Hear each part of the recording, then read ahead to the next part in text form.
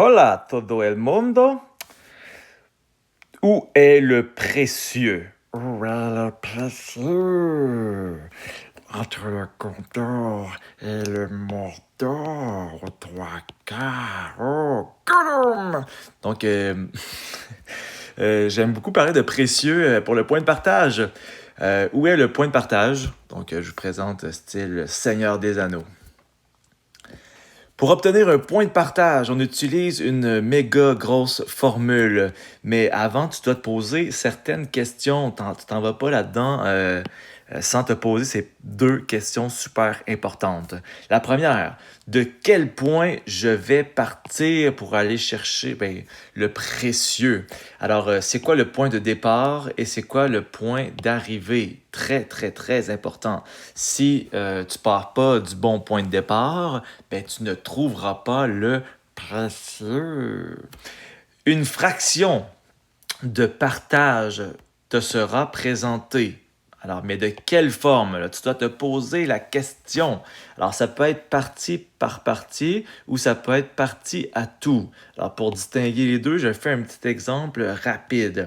Alors, ici, tu dois compter le nombre de sections, comme ça ici. Alors, si ton point de départ, c'est la lettre A ici, et ça, c'est la lettre B. Alors, si ton point de départ, c'est la lettre ici, donc tu comptes le nombre de sections, donc le nombre de parties. 1, 2, 3, 4. Alors, ça serait présenté comme ça. 4, deux petits points. Ça, en réalité, c'est comme le précieux, en fait. Allez, ensuite de ça, j'ai combien de sections ensuite? Alors, j'en ai 2. Et on aurait pu aussi écrire 2, deux petits points, 1. Je vous explique ça aussi. C'est qu'en réalité, je ne sais pas si vous remarquez, mais il y a quand même 4 sections. Mais on pourrait dire qu'il y a 2 sections de 2 coches. Okay, alors, cette fraction-là, elle se réduit. Alors, j'ai une section, 2 sections, puis j'ai une section ensuite.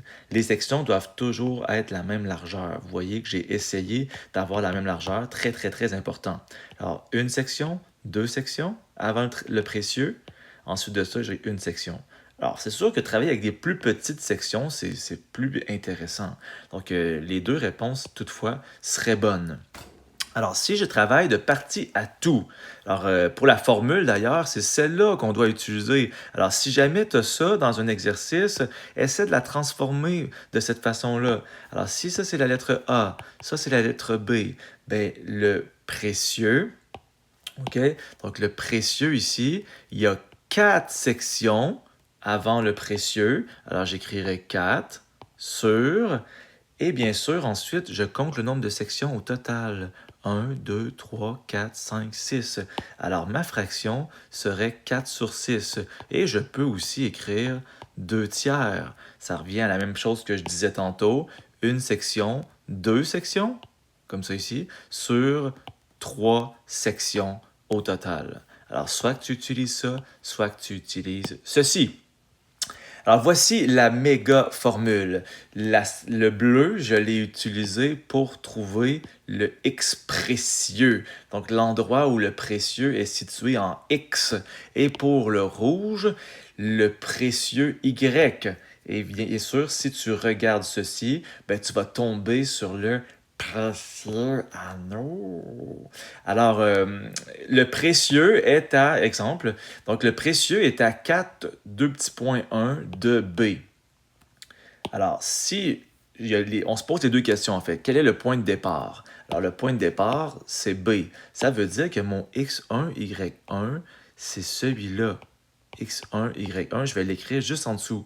Et bien sûr, l'autre, c'est ton point d'arrivée. Alors, c'est X2, Y2. Deuxième question, super importante, c'est le fameux 4, 2 petits points 1. Alors ça, c'est partie par partie.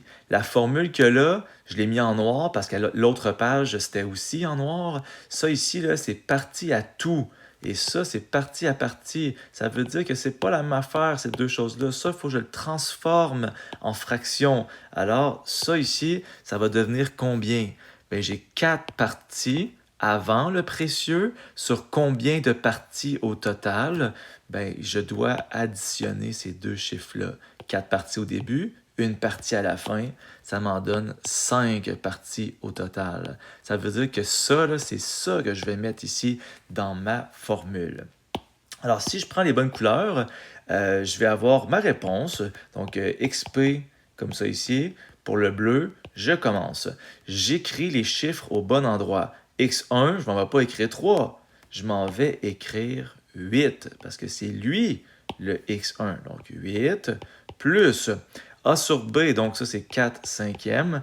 Ça vaut la peine de mettre ça en parenthèse si tu veux faire le calcul one shot sur ta calcul. Alors, le X2, tu vas voir, c'est le 3 et le X1, c'est le 8. Alors, j'écris 3 moins 8 parce que dans la formule, c'est 3 moins ça ici. Alors, 3 moins 8. Ensuite de ça, je vais changer de couleur pour aller vers les rouges, pour aller calculer le Y. Alors, le Y, lui, c'est cette affaire-là. Là. Je commence par Y1. Je m'en vais bien cibler. Le Y1, c'est 8. Alors, je m'en vais écrire 8 plus 4 cinquièmes. Vu qu'il y a une fraction, c'est préférable de travailler en nombre avec des parenthèses. Alors, j'ouvre une autre parenthèse par la suite, et Y2 moins Y1. Alors, je vais cibler le Y2, c'est moins 2. J'écris moins 2, comme ça ici, moins Y1, 8. Comme ça. Et je ferme la parenthèse. Et là, je fais mon calcul séparément. Donc, ça ne se calcule pas one shot sur la calculatrice. Donc, je calcule les bleus en premier, je calcule les rouges en deuxième. Ça va? Alors, si je fais le calcul rapide, et si vous le faites sur la calculatrice, donc ça fait ici 4, comme ça ici. Et ensuite de ça, ça fait 0, et ici. Donc, lorsqu'on calcule la valeur de ceci, okay, ça va donner 0 pour le Y, et je vais écrire YP juste ici, comme ça. Et pour avoir un souci de bien respecter les couleurs, c'est un petit détail, mais ceci. Alors, si je cherche le précieux entre ceci et ça, à 4 cinquièmes, ben, il sera à la position 4,0. Le précieux est là.